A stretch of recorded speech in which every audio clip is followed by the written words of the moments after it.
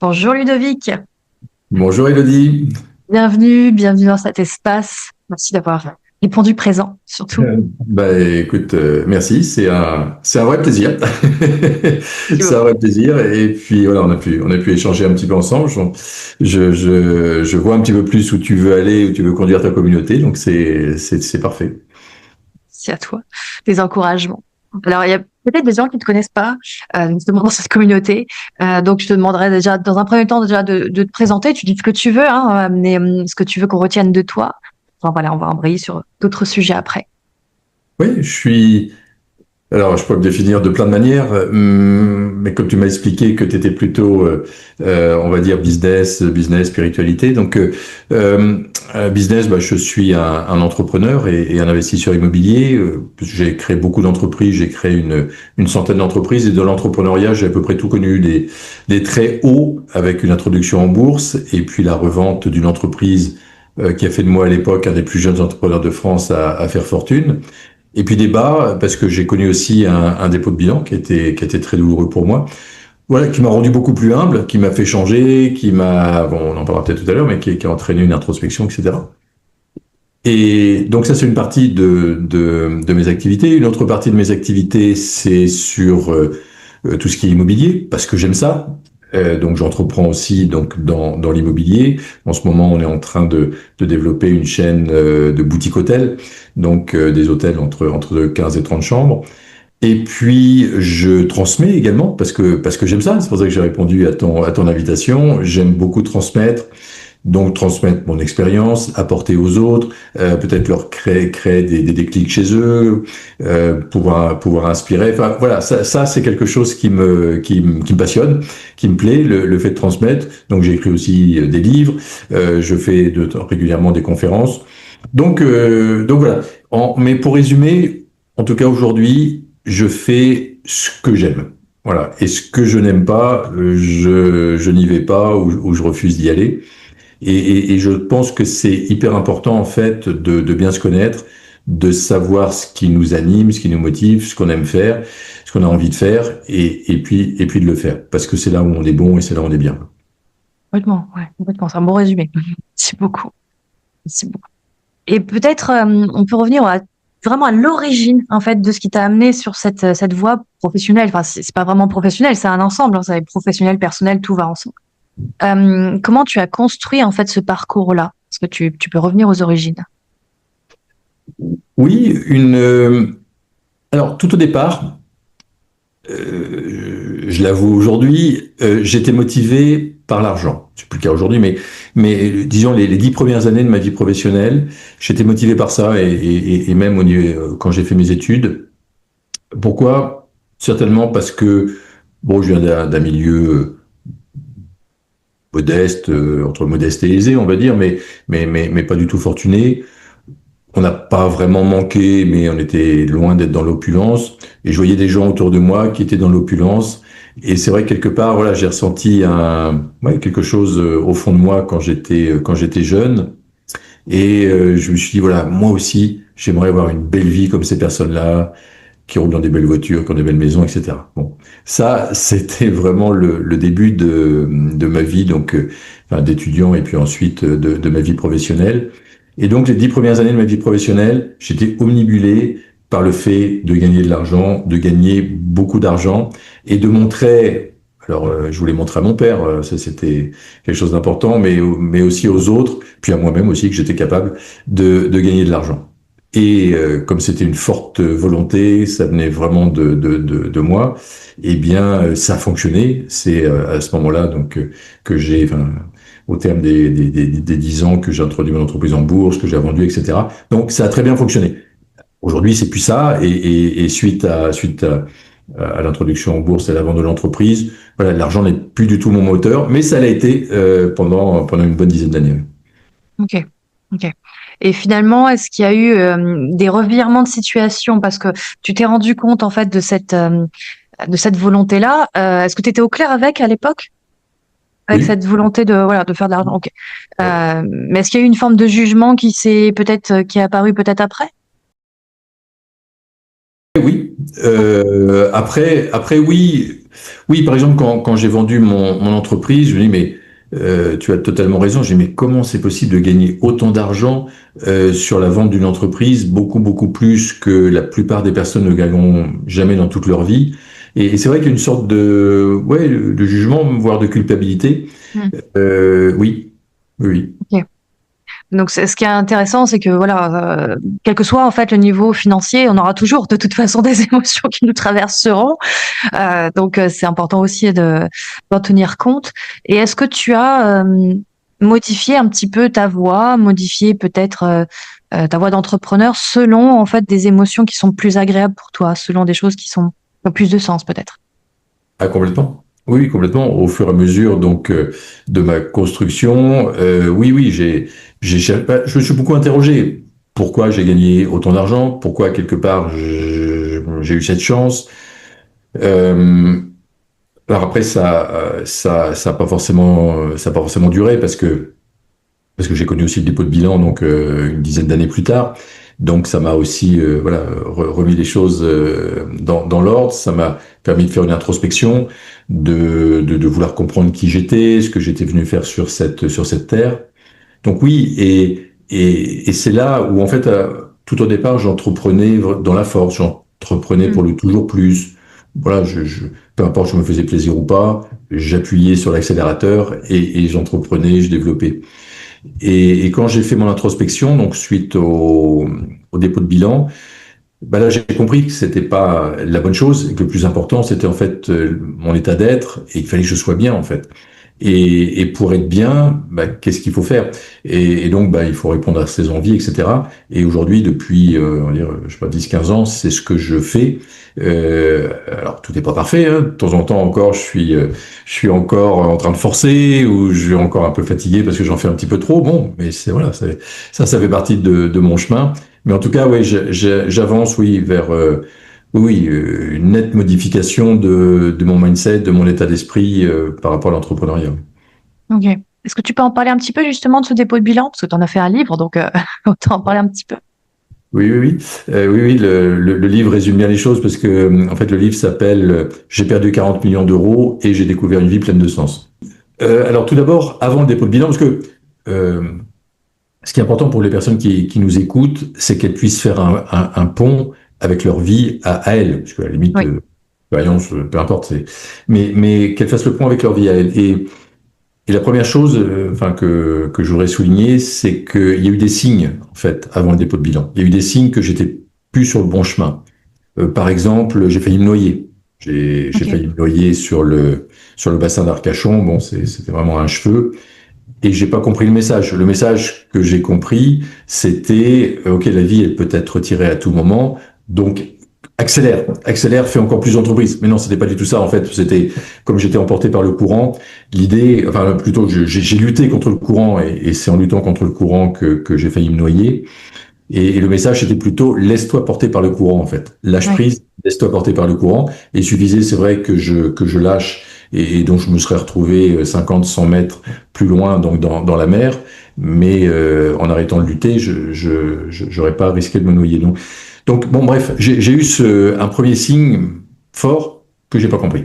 Puis après, il y a eu plein de petits signes du style je me rappellerai toujours, à un moment, on venait d'acheter une unité de production, une usine dans la région de Poitiers, où il y avait 180 personnes. Et le jour même, je me rappelle toujours, je passe dans le pôle comptable de notre groupe, où il y avait pas mal de comptables. Et il y a une comptable qui me dit ce jour-là, parce que j'avais mal au dos en fait, j'avais très mal au dos ce jour-là, et elle me dit ah Monsieur Bréant, vous portez encore trop. Et je dis, mais qu'est-ce qu'elle me raconte? Et puis moi, je continue mon chemin et voilà, j'ai pas fait attention à ce qu'elle me disait. C'est après coup que quand j'ai fait mon introspection, je me suis dit, bah oui, en fait, il y a eu des signes comme ça. Voilà, je portais beaucoup trop. C'est vrai que j'avais régulièrement mal au dos et c'était le signe que j'étais plus sur le bon chemin. Il fallait que c'est pas forcément ne plus entreprendre, mais c'est plus entreprendre comme je le faisais.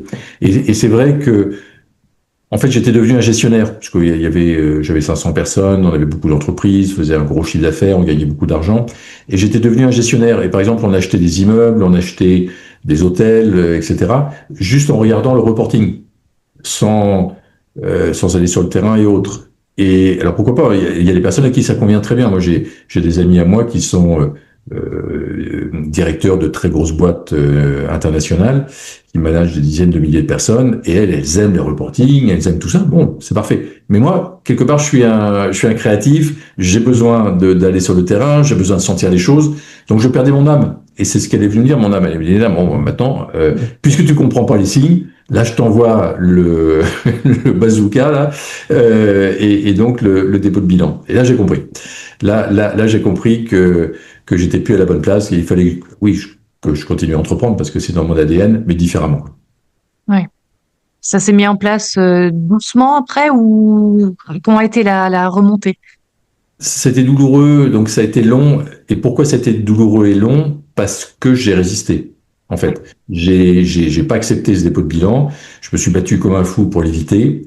Donc ça a duré peut-être un an ou deux avant le dépôt de bilan et un an ou deux après le ou les dépôts de bilan. Donc ça a été 4-5 ans, je dirais, de ou et de souffrance.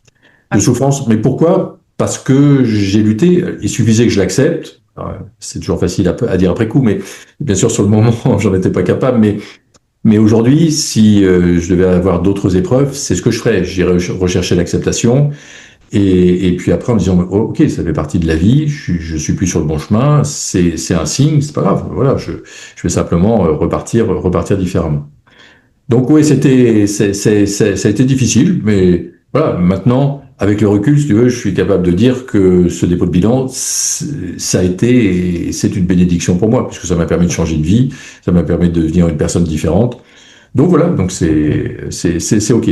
Mais quand on a une épreuve comme ça, enfin je dis ça pour les personnes qui nous écoutent, l'idéal c'est de l'accepter, de regarder ce qu'elle vient nous dire et ensuite de repartir différemment. Parce que si on repart exactement de la même manière, dans le business, j'aurais pu repartir exactement de la même manière à fond en disant attendez, je me suis cassé les figures, ok, maintenant je vais montrer que moi je suis capable de rebondir. Non, non, surtout pas, Mm. surtout Ouais. pas. Là, il fallait que je reparte différemment. Ouais. C'est mieux. Donc ça veut dire qu'il y a une façon d'entreprendre qui est différente aujourd'hui. C'est quoi ta recette à toi? Parce que chacun a sa recette, hein, donc. Oui, une façon d'entreprendre différente, donc en me respectant, en allant chercher uniquement des projets qui me plaisent, Mhm. que j'ai envie de développer, qui ont du sens. En effet, tu en parlais tout à l'heure, des projets qui ont un sens. Donc, les premiers qui, alors, comme tu dis justement, ça dépend de chacun, mais un projet qui a du sens pour moi, c'est un projet qui va apporter du bien-être aux autres. C'est un projet qui va aider les autres. C'est voilà. Donc, c'est plutôt dans ce sens-là, en effet, que je vais. Et par exemple, sur l'immobilier ou sur l'hôtellerie. Eh bien, oui, c'est ce que je vais chercher, c'est que les gens se sentent bien dans nos établissements, et, etc., etc. En tout cas, Mm. c'est ma quête, par exemple. Oui, c'est important de garder ça en fait toujours dans Ouais. une direction à prendre quoi. Voilà. D'ailleurs, je me souvenais que tu parlais d'ikigai. Enfin, en fait, finalement c'est ça en fait pour toi, c'est d'aller chercher ce sens tout le temps et puis d'aller dans cette direction. Ok. Ouais. Est-ce qu'il y a des moments où maintenant que tu as fait cette introspection, que tu te connais quand même mieux, est-ce qu'il y a des éclairs d'intuition qui viennent te guider dans certaines décisions entrepreneuriales ou des actions particulières? Oui, oui, oui, je peux. Il y en a une, par exemple, qui a été importante pour moi. C'était, c'est un exemple que je donne, mais par exemple, il y a, je sais pas, 6, 7 ans, je sais plus. J'étais tranquillement sur mon canapé un dimanche matin. C'est important parce que j'étais relax, en fait. Et c'est souvent quand on est relax qu'il y a des choses comme ça qui arrivent. Et oui, j'ai eu comme une intuition, comme, je sais pas, comme une petite voix qui est venue me dire blog. Alors, blog, moi, je suis pas du tout quelqu'un qui allait voir les blogs, j'allais jamais sur les blogs. Bon, je savais vaguement ce que c'était, mais voilà. Bon, j'avais ma tablette à côté de moi, donc je tape sur Google blog, et je découvre ce que c'est. Je découvre qu'il y a des personnes, en fait, qui, grâce à leur blog, ont donné un sens à leur vie, ont même peut-être monétisé leur blog. Alors, dans plein de domaines. Ça peut être le sport, ça peut être enfin, il y a plein de domaines, mais par exemple, si je prends le sport, voilà, je vais faire un blog sur le sport ou sur le yoga, ou je sais pas.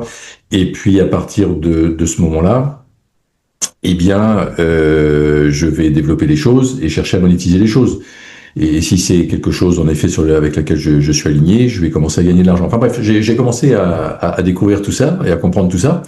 Et puis comme j'avais laissé mes coordonnées, donc il y a une mail, donc il y a quelqu'un qui m'a écrit, qui m'a dit bah voilà, je lance un programme, ça se fait assez souvent dans ce milieu du web. Et donc, elle lançait un programme pour aider les entrepreneurs ou les personnes qui souhaitaient, donc en effet, peut-être donner un sens à leur vie, être présent sur les réseaux sociaux, développer un blog, développer un site internet, enfin, etc. Donc, je me suis inscrit. C'est un Québécois qui a mis ça en place. Je me suis inscrit, je me suis fait former, j'ai découvert cet univers qui était complètement inconnu par moi. Moi, j'avais même pas de compte Facebook, etc. Enfin, voilà, puis ça m'intéressait pas en plus. C'est ça qui est fou. Et donc, je me suis ouvert à tout ça. Il m'a formé, j'ai fait partie de son cercle un petit peu plus restreint. Et voilà. Et donc, j'ai décidé à ce moment-là de partager, en effet, mon expérience d'entrepreneur qui a connu une difficulté, enfin un échec et un dépôt de bilan. Et j'ai dit, bah voilà, je vais peut-être pouvoir aider d'autres entrepreneurs qui ont ces difficultés-là également. Et donc, c'est ce que j'ai fait à ce moment-là. Voilà, c'est comme ça que je me suis lancé sur le web, puis après c'est venu à l'immobilier, donc j'ai formé des gens sur l'immobilier, c'est venu sur le mentorat, où j'accompagne des personnes en mentorat, des entrepreneurs, des investisseurs immobiliers qui ont déjà un certain niveau. Donc voilà. Donc oui, tout ça, c'est en écoutant mon intuition, mon ressenti, cette petite voix, parce que j'aurais pu aussi me dire à ce moment-là, mais qu'est-ce que c'est que ce truc? Et puis voilà, je partais sur autre chose, je pensais à autre chose. Non, j'en ai tenu compte, et je peux dire que ça a changé ma vie, parce qu'aujourd'hui, peut-être 25-30% de mon temps, de mon énergie, c'est justement sur la transmission, enfin ce qu'on fait là, donc en répondant à ton interview, par exemple. Et j'adore ça, parce que sinon je le ferais pas, mais j'adore ça. Et puis si ça peut aider quelques personnes, bah c'est génial. Ça fait partie aussi de ta quête de sens, hein, de toute façon. C'est ça, Voilà, c'est ça. super. Donc oui, oui, intuition fulgurante, du coup, hein, qui a ouvert une grosse voie. Donc super. Est-ce que ça te guide peut-être pas aussi fulgurant, mais peut-être plus subtil, hein, mais est-ce que ça continue à te guider au quotidien ou est-ce que ça vient de temps en temps? Enfin, comment ça se manifeste pour toi? Alors aujourd'hui, je reçois pas mal de signes, Hmm. surtout quand je pose des questions. Alors moi, je pose des questions le soir, par exemple, en m'endormant. Bah, tiens, enfin tout récemment là, je posais une question au soir et je me suis réveillé la nuit. Je sais plus, il était 4h44, je crois. Et puis le lendemain, il était 4h04. Bon, je lui dis quand même, ça fait beaucoup de 4, donc je regarde sur ChatGPT ce que ça signifie. Et en effet, c'était vraiment la réponse à ma question. Donc oui, je tiens compte des signes. Alors ça, c'en est un, c'est un exemple. Mais je peux me poser aussi une question. Et puis je sais pas, moi, je suis dans la voiture et je vois une plaque d'immatriculation 7777, par exemple. Pour moi, ça veut dire quelque chose. Ou pareil, je me suis posé une question et puis quelques temps plus tard, je vois 11h11. 11h11, je sais pas pourquoi je le vois tout le temps. Bon, enfin, etc., etc. Tu vois, oui, j'attache beaucoup d'importance aux signes et j'écoute en effet mon ressenti, enfin beaucoup plus qu'avant. J'écoute mon ressenti, j'écoute mon intuition. Ça m'aide au quotidien dans mes affaires. Ça m'aide quand je visite un immeuble. Voilà, quelle est mon intuition? Si je ressens pas le truc, généralement c'est pas Ouais, bon. Alors je valide en effet par quelques éléments un peu plus rationnels, mais la plupart du temps c'est mon intuition a raison. Ouais. ouais, ouais, confirmation automatique, ouais, ok. Tu vois, c'est ça qui est intéressant, c'est d'allier l'intuition, puis la structure, le mental, etc. Puis d'allier les deux, Hum, c'est parfait en fait quand c'est comme ça. hum. Est-ce que tu as peut-être des projets qui ont justement un peu capoté parce que l'intuition t'a dit ah, non, n'y va pas, et que finalement tu as laissé de côté. Oui, oui, oui, bien sûr, bien sûr. Par exemple, enfin, avant le dépôt de bilan, j'avais tout un pôle de mon groupe qui faisait la construction bois. Bon, à l'époque, c'était assez précurseur. Aujourd'hui, il y en a un peu plus, mais à l'époque, c'était très précurseur. Et plusieurs fois, j'ai eu comme l'intuition, j'ai eu des personnes qui sont venues vers moi en me disant, mais pourquoi tu vends pas ce pôle? Parce qu'ils perdaient de l'argent en fait. Bon, Ouais, mais pourquoi tu vends pas ce pôle? Ah, j'ai dit non, non, parce que ça c'est l'avenir, ça j'y vais. Mais c'était mon ego en fait qui parlait, c'était pas du tout mon cœur, c'était mon ego. Mon ego, il dit ouais, tu pourrais devenir un des leaders de la construction en bois en France ou plus. Et il était content mon ego. Et ouais, donc ça j'ai vraiment pas écouté ni les signes ni mon intuition là-dessus. Et et régulièrement, je sais pas, je pense par exemple à un immeuble à l'entrée du Futuroscope à Poitiers. qu'on a acheté, et c'est vrai que je le sentais pas terrible, et les signes n'étaient pas bons. Les signes, par exemple, c'est une discussion qui était très compliquée avec le vendeur, compliqué. On a eu du mal à avoir le crédit, les travaux ont été difficiles, il y a eu des odeurs persistantes dans le hall d'entrée, enfin, bon, etc., etc. Ouais. Et par contre, je me suis entêté. Pourquoi? Parce que pareil, ça satisfaisait parfaitement mon ego. Cet immeuble, en fait, il était, on le voyait de l'autoroute, un grand immeuble en verre qu'on voyait de l'autoroute, et voir le nom de notre groupe, enfin de mon groupe à l'époque, s'afficher qu'on voyait en passant sur l'autoroute, ça satisfaisait mon ego. Donc oui, j'étais conscient que c'était difficile. Je me suis dit, mais non, on va y arriver, on va y arriver, on va y arriver. Et non. Donc je me suis entêté, j'ai forcé, j'aurais jamais dû forcer. Ça rejoint un petit peu la noyade, hein. J'ai voulu forcer également, c'est ma vie. Et non. Donc bon, on a revendu cet immeuble finalement avec une légère plus-value, mais voilà, j'aurais pu faire plein d'autres choses, j'aurais gagné beaucoup plus d'argent à l'époque. Donc oui, très régulièrement, ça m'est arrivé. Ça m'est arrivé. C'est plus le cas aujourd'hui. Hein, depuis une dizaine d'années, je dirais, là, je fais trop attention à mon intuition. C'est tellement important. Enfin, où je fais attention aux signes que la vie m'envoie. Alors, de temps en temps, je peux me tromper, mais bon, d'une manière générale, non, Mm. je m'en tiens compte. Mieux vaut écouter et suivre ce que l'intuition dit dans ce cas-là. Ok. Est-ce que tu vois peut-être des différences entre, par exemple, des entrepreneurs que tu peux accompagner ou des investisseurs, voilà, euh, qui écoutent leur intuition et d'autres qui ne l'écoutent pas du tout? Est-ce que tu vois des différences? Alors, ça peut être positif ou négatif, et peut-être qu'il n'y en a pas du tout. Ça se voit vite parce que quand un entrepreneur commence à me dire, voilà, moi, mon objectif, c'est de gagner tant d'argent à la fin de l'année, ou d'avoir tel chiffre d'affaires, ou tel nombre d'immeubles, etc. On voit bien que c'est la tête qui est aux commandes et pas du tout l'intuition. Et peut-être que son âme, elle est en train de lui dire, mais pas du tout. Qu'est-ce que t'as pas besoin de faire autant de chiffre d'affaires, t'as pas besoin d'acheter un immeuble de plus, t'as pas, enfin, non, non, ça se voit, ça se voit très vite. Et dans l'attitude des gens aussi, qui sont toujours plus, qui sont dans le stress, souvent c'est lié. Moi, je vois beaucoup d'entrepreneurs, en effet, qui sont stressés en permanence, qui sont inquiets, qui sont dans leur peur, la peur de l'évolution de la conjoncture, de l'instabilité, de ci, de ça. Non, non, ils sont pas du tout dans leur cœur. Puis j'en vois d'autres, en effet, qui sont dans leur intuition, qui sont bien, qui sont sereins, qui sont en paix. Pas forcément d'ailleurs des personnes qui sont dans la spiritualité, mais parce que juste elles sont bien. Elles sont bien dans ce qu'elles font, elles sont bien alignées, et je vois des personnes, en effet, j'en sais rien, même, enfin, on les voit tous à la télé, des milliardaires, certains, pas tous, mais des milliardaires qui peuvent jouer au golf, ils sont bien, ils sont heureux, ils voyagent. Donc, alors, attention à l'effet, bien sûr, réseaux sociaux, bon, ça représente pas toujours la réalité, mais on voit bien quand même si on a deux entrepreneurs avec lesquels on parle, on va voir celui qui est aligné, en fait, qui est bien, et puis celui qui est complètement désaligné, qui est dans le stress, dans le toujours plus, etc. Ouais, ouais, ça peut vite avoir des conséquences assez néfastes en fait par la suite, à très court terme ou pas d'ailleurs. Ok. Hum, Peut-être si on reparle de sens, qu'est-ce que toi tu entrevois? Alors, on va pas parler du climat politique actuel qui est ce qui parle, voilà, ni de ce qui se passe à l'échelle mondiale en général. Mais qu'est-ce que tu vois sur, allez, on est en 2025 au moment de cette vidéo. Allez, sur les 5 prochaines années, comment tu vois les choses? Comment tu vois que le monde peut évoluer? Dans quel sens? Et peut-être au niveau entrepreneuriat, si tu veux. Comment tu vois que ça se profile?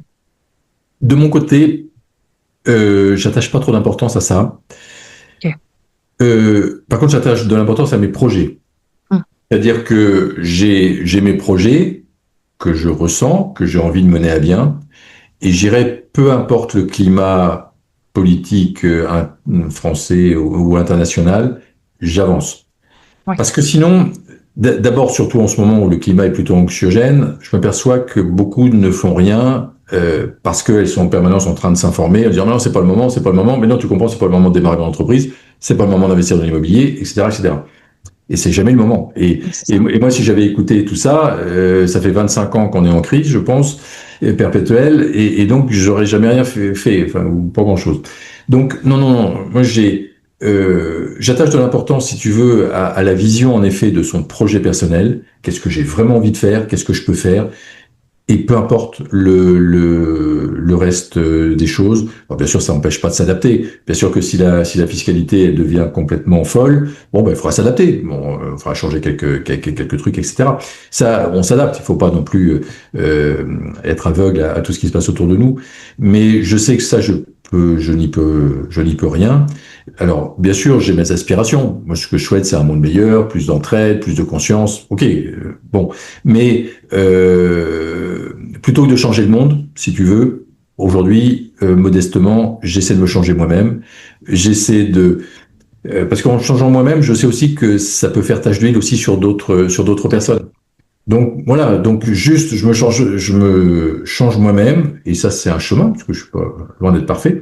Donc je continue à avancer sur mon chemin dans mes projets avec la vision oui que j'ai de mes projets et je suis abstraction du reste. Ouais.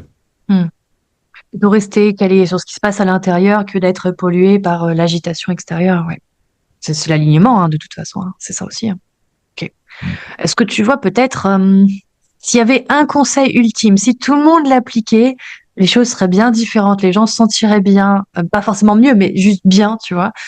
Euh, Qu'est-ce que tu proposerais comme conseil à aller écouter et surtout appliquer? Moi je dirais peut-être mieux se connaître, bien se connaître. C'est tellement important parce que en fait pourquoi est-ce qu'on fait des erreurs etc. Parce qu'on se connaît pas. Alors on est tous différents. Et il n'y a pas de, c'est pour ça qu'il n'y a pas de recette, je dirais, universelle, même du succès ou autre. Enfin, ce serait bien, ça serait bien, mais selon moi, ça n'existe pas. En revanche, il y a des recettes appliquées à qui on est. Donc, à partir du moment où on se connaît vraiment, moi par exemple, j'ai découvert sur le tard le fait que j'aimais bien transmettre, parler, faire des conférences, etc. C'est venu sur le tard. C'est dommage parce que si je m'étais mieux connu, si j'avais découvert ça avant, j'en avais peur. Donc, mais ensuite, j'ai découvert que souvent, en fait, quand on a peur de quelque chose, c'est là où il faut qu'on aille. Tout donc, à euh, fait. quand j'ai compris ça, bah, ça m'a ouvert plein de perspectives. Donc, ouais, un conseil, c'est vraiment de travailler enfin, sur soi, de bien se connaître. Alors, ouais, comment je fais pour bien me connaître? Bon, d'abord, c'est se poser des questions. C'est peut-être poser des questions aux autres. C'est aussi, moi j'aime bien utiliser la numérologie. Alors, il y a des personnes qui sont très calées là-dedans, ou l'astrologie. Alors, je ne fais pas moi-même, hein, bien sûr, mais je demande à un astrologue de me faire mon thème. Je demande à quelqu'un qui fait de la numérologie également de me faire l'équivalent de mon thème, enfin, etc. Et à chaque fois, ça m'apprend des trucs. Ou ça me rappelle des trucs que j'avais peut-être Oui. oubliés.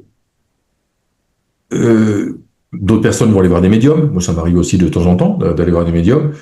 Je les vois pas forcément pour qu'ils me prévoient l'avenir, mais qui me donnent des grandes lignes en fait de là où je pourrais exceller et être bien. Et Mhm. pareil, tout ça, c'est des aides à la décision. Je dis pas qu'il faut les suivre à la Oui. lettre, mais c'est des aides à la décision. Voilà, il y a un panel de choses, il y a un panel d'outils qui existent aujourd'hui. Ben, autant les avoir à notre disposition et ça nous aide à mieux nous connaître et puis à prendre pour moi de meilleures décisions et un meilleur chemin. Hmm. Ok. Donc mieux se connaître, mieux s'accepter, mieux s'aimer en fait. Hein. C'est un petit peu tout ça. Et puis suivre la voie, en fait, en tout cas, ce qui fait sens pour soi. Et puis comme ça, tout ira bien, en tout cas dans le meilleur des mondes. Oui, En gros. parce qu'on est tous différents en fait. Ça aussi, Hmm. il faut le reconnaître. Moi, j'ai vu des personnes, enfin, si je parle en termes d'argent, j'ai vu des millionnaires, mais qui étaient très introvertis, d'autres extravertis, d'autres qui étaient des techniciens. On le voit aujourd'hui avec le développement de la tech, par exemple. Euh, D'autres qui étaient des créatifs, d'autres qui étaient des communicants. Enfin, bref, j'ai vu des gens extrêmement différents, mais tous réussir extrêmement bien à partir du moment où ils se connaissaient bien, à partir du moment où ils avaient trouvé aussi leur singularité, hein, ce qui vraiment les différencie en fait des autres. Et à partir de ce moment-là, bah, je dirais, ouais, là, il n'y a pas de limite, quoi. Là, à partir du Hmm. moment où on se connaît, où on entreprend dans un domaine dans lequel on est bien, dans lequel on se sent bien, qui est généralement d'ailleurs le plus facile. Généralement, en fait, alors moi aussi j'avais un biais qui était lié à mon éducation, c'est que quand c'est facile, c'est pas normal. Ça, c'était Ah une oui. phrase que j'avais. Donc, si un truc était tout facile, tout fluide, oh là là, ça c'est pas normal, il y a un problème quelque part. Et quand un collaborateur, il y a quelques années, venait me voir en me disant, voilà, on a un souci, voilà, admettons, il y a trois solutions possibles, je prenais toujours la solution qui était la plus compliquée à mettre en œuvre. Parce que sinon, c'était pas normal, les solutions faciles. C'est exactement l'inverse. C'est exactement l'inverse. En fait, il faut toujours prendre la solution la plus facile, qui demande le moins d'énergie, la plus fluide, etc. Mais bon, ça, j'ai compris tard. Voilà, maintenant, j'ai compris, et je vais vraiment à chaque fois sur ce qui est facile, fluide, léger, etc. Ouais. Ça demande une perception, tu vois, fine, en fait, de ce qui se passe, tu vois, à l'intérieur, à l'extérieur. Donc, quand même pas mal d'observation, ouais, de finesse de ressenti. J'ai pas d'autres termes. Donc, ouais, malgré tout, il y a quand même un travail sur soi pour affiner ça, pour accepter ces signaux-là, ces ressentis, les valider aussi. C'est pas parce qu'on ressent qu'on valide en plus. C'est encore différent. Et alors, les suivre, c'est encore un autre débat. Ok. Est-ce que tu as peut-être, il y a des espaces sur lesquels on peut te trouver, peut-être des actus aussi en cours, toi? Oui, bah, sur les différents réseaux sociaux, en tapant Ludovic Bréant avec un T. Voilà, oui, au niveau des actus, alors mes actus, on va dire, c'est le développement d'une chaîne de boutique hôtel, donc qui s'appelle Almaya Boutique Hôtel. Le nom est tout récent, donc on est en train de terminer le site internet, qui va être terminé dans les semaines qui viennent. Donc voilà, donc chaque année, en gros, on ouvre un nouveau boutique hôtel. Et ça, c'est quelque chose qui me plaît. Le boutique hôtel, c'est l'inverse, en fait, d'un hôtel de chaîne. L'hôtel de chaîne, c'est tout est standardisé. Le boutique hôtel, tout est personnalisé. Voilà, on accueille vraiment le possible le client, bon, etc., etc. Donc ça, c'est une des choses. Et puis, de l'autre côté, en fait, dans mes accompagnements, en fait, j'accompagne des gens en mentorat, donc des entrepreneurs, des investisseurs immobiliers, voilà, je les accompagne sur une année. Alors, j'en accompagne pas beaucoup, hein, je sélectionne une douzaine d'entrepreneurs, en fait, chaque année, comme ça, et je les accompagne. Puis après, j'ai d'autres formules pour les personnes qui veulent démarrer dans l'immobilier, ou des personnes qui veulent vivre de l'immobilier, ou vivre de l'entrepreneuriat assez rapidement. J'ai une autre formule qui s'appelle le mastermind, enfin, etc. Enfin bref, j'ai différentes formules d'accompagnement. Voilà, je le fais parce que j'aime ça. Et, et voilà. Et puis je fais aussi des conférences. Voilà, je reviens de Marrakech, par exemple, où j'ai fait une conférence à Marrakech, donc fin de semaine dernière. Et c'est tellement sympa, en fait. Bon, déjà, il y avait un public super sympa, et les Marocains sont vraiment très ouverts. Mais voilà, que des gens qui ont envie d'aller de l'avant, des gens qui ont envie de faire des choses, des gens positifs, des gens optimistes, des gens voilà, qui ont des valeurs également. Enfin, moi, j'aime ça, quoi. J'adore ces rencontres aussi qui nous élèvent. Donc voilà, c'est se faire plaisir. Mais encore une fois, ça c'est bon, c'est mon chemin. Euh, alors j'ai pas vraiment de regrets par rapport à tout mon parcours, mais toi, s'il y a une chose que j'aurais aimé faire, c'est peut-être connaître un échec comme celui que j'ai vécu plus tôt dans ma vie, ce qui m'aurait permis de me réaligner plus tôt et d'avoir plus de plaisir plus tôt. Bon, enfin voilà, Ouais, enfin, la vie est pas finie, j'ai encore plein de projets. exactement, exactement. Mais oui, je comprends bien. Ouais. Super. Bah, écoute, merci à toi. Et donc, Ludovic Bréant, hop, on tape ton nom, on trouvera bien de toute façon euh, tout ce qui est à Oui, ton sujet. oui, exactement. Il y a un site internet. Donc voilà, j'ai écrit des livres également. Et puis j'échange également, bien sûr, hein, si des personnes veulent échanger avec moi, elles m'écrivent sur le site internet.